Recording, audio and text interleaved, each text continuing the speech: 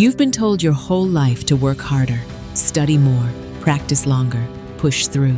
And maybe you did all of that and still felt like something wasn't clicking. Like no matter how much effort you poured in, mastery felt just out of reach. But what if the problem was never your effort? What if it was your method? There's a trick, and I'm calling it dangerous, not because it's harmful, but because once you understand it, you will never be able to unlearn it. It will completely rewire the way you approach learning, skill building, and growth. And the people who stumble upon this accidentally, they tend to become frighteningly good at almost anything they try. Let's talk about it.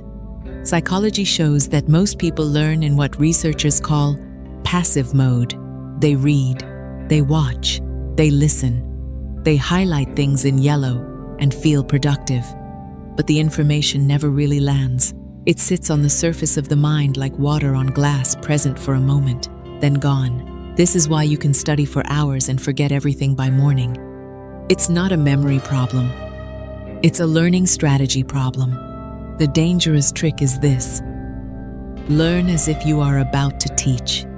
That's it. That's the whole thing. But stay with me, because the depth here is real.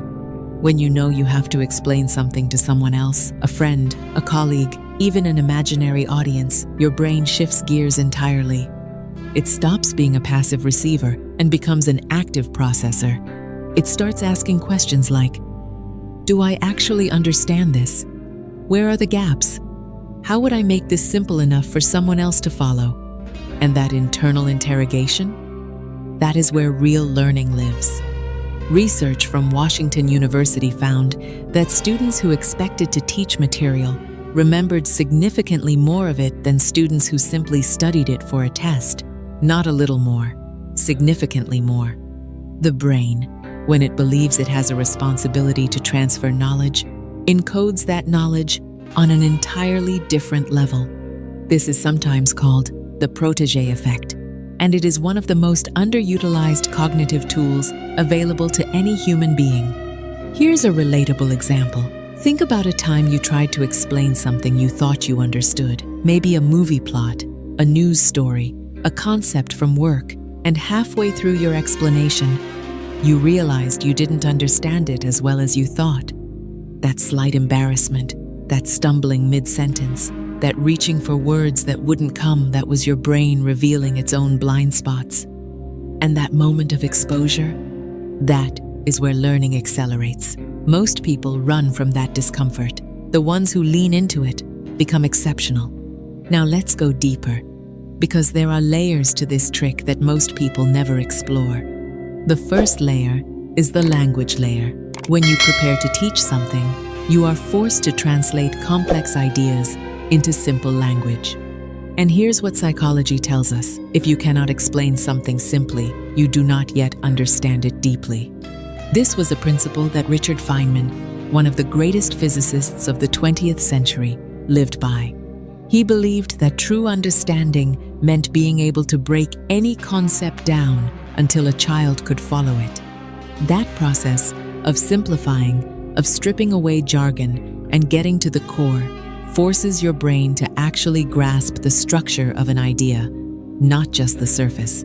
So when you are learning something new, try explaining it out loud as if you are talking to a 10-year-old, not because the idea is simple, but because the act of making it simple reveals whether you truly hold it. The second layer is the gap layer. Research indicates that one of the biggest barriers to real mastery is something called the illusion of knowing. You read a paragraph and it feels familiar, so your brain files it as understood. But familiarity is not understanding. Recognition is not recall. When you try to teach something, the illusion collapses immediately. You discover exactly where your knowledge has holes, and those holes, once identified, can actually be filled permanently. Think of it like this. Most people learn like they're sketching with a pencil, light strokes, general shapes, nothing committed. Teaching forces you to go back and ink every line. It makes your knowledge permanent. Here's another example. Imagine you're trying to learn a new language. The common approach is to study vocabulary lists, grammar rules, repeat phrases into the air. Progress is slow, motivation fades. But the moment you commit to actually speaking with someone, to being understood, to having a real conversation, everything changes. Suddenly, every new word matters. Suddenly, mistakes teach you something specific. Suddenly, you care whether you get it right, because there is a real consequence to getting it wrong. That caring, that pressure, that sense of responsibility, that is the teach-to-learn mechanism working in real time.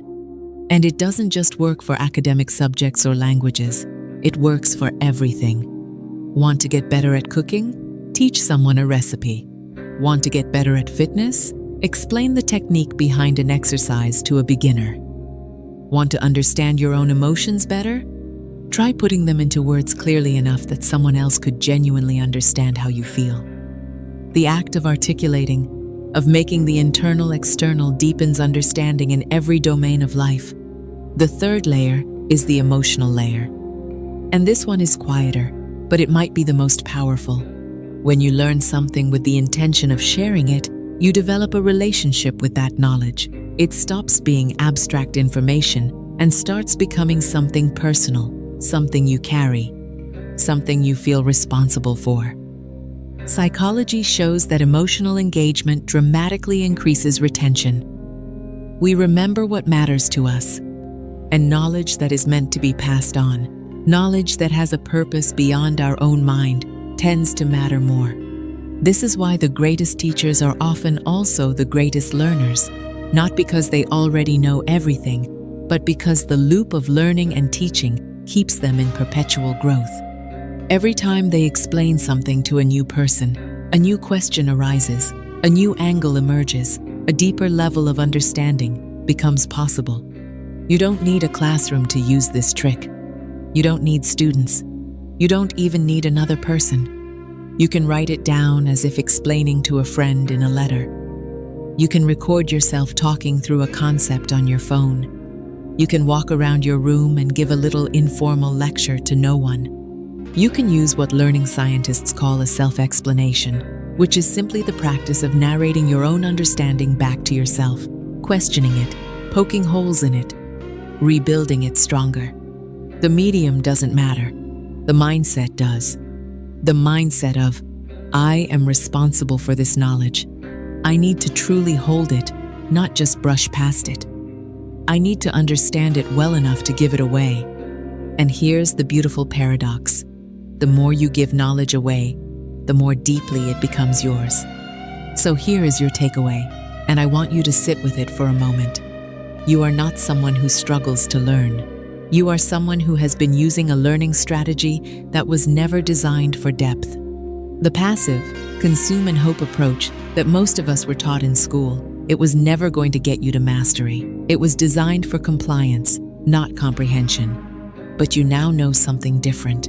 You know that the moment you shift from learner to teacher, even a pretend teacher, even a teacher with an audience of 0, your brain wakes up, it pays attention. It organizes. It remembers. Whatever you are trying to master right now, a skill, a subject, a craft, a language, a concept about yourself, try teaching it, today, out loud, to someone or to no one. Watch what happens to your understanding. Watch how quickly the gaps reveal themselves and how satisfying it feels to fill them. This is how people become frighteningly capable, not by working harder, by thinking differently about what learning actually is. If this gave you something to think about, if it shifted something even slightly in how you see yourself as a learner, then you already know what to do. Subscribe. Because every week, we come back to this space to explore the psychology behind the way you think, learn, feel, and grow. And the more you understand about how your mind works, the less it works against you. See you in the next one.